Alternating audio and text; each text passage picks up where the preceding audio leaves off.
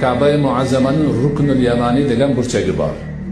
Aylanib kelganda Hajarul Aswad burchagidan oldingi burchak.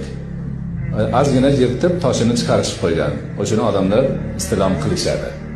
Ana shu rukunda Rasululloh akram alayhisolatu vassalomning hadislari bo'yicha 70 ta farishta tayyor turar ekan. Turishar ekan. Ularning vazifasi nima? Vazifasi o'sha yerda turib kimki Allohumma as'alukal afwa wal afiyata desa, Allohumma sendan afvni so'rayman, ofiyatni so'rayman.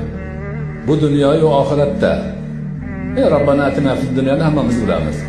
Shuni aytsa, haligi 70 ta farish amin amin deydi ekan farishtalar. Haligi odamning duosini qabul bo'lishi uchun.